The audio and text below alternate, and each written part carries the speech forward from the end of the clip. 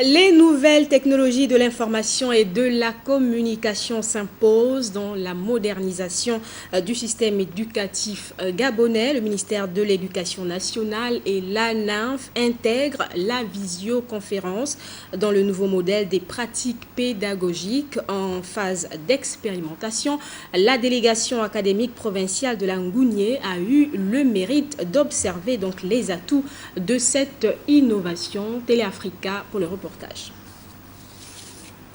Avec l'application Skype, les chefs d'établissement scolaire de la province de Langounié découvrent la visioconférence. L'Agence nationale des infrastructures numériques et des fréquences procède à la démonstration d'un outil très peu exploité jusqu'ici, au Gabon. Cette interface dispose de nombreuses options. Le multiplex est l'un de ses atouts. Il permet à 2 ou plusieurs directeurs de délégations académiques de débattre sur un thème unique. Les opinions des uns et des autres sont retransmises par une caméra vidéo de manière instantanée.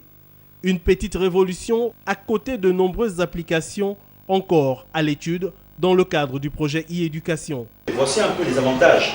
Pourquoi je disais, il ne s'agit pas simplement de vous déployer des équipements ou des logiciels sans pour autant que ça vous serve et que ça fasse profiter en fait le milieu éducatif.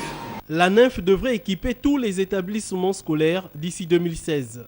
Sa mission dans le contexte du projet e-éducation consiste également à développer des contenus et former des enseignants sur les technologies du numérique et ensuite les mettre en ligne. À Mouila, la délégation académique provinciale réceptionne les équipements informatiques.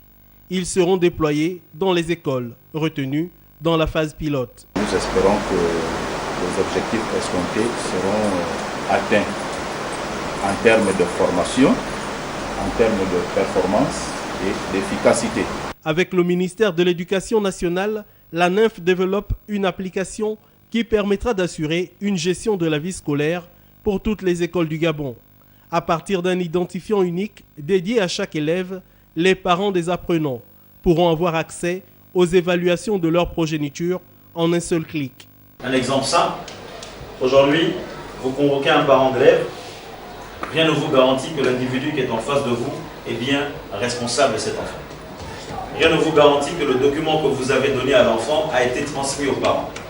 Avec ce système, le parent, la convocation se fait aussi bien en ligne que vous pouvez l'imprimer, mais systématiquement, ceux qui auront souscrit à cette option vont le recevoir sur son téléphone. Le ministère de l'Éducation nationale est sollicité pour renforcer la sécurité des équipements numériques déjà déployés sur le territoire national.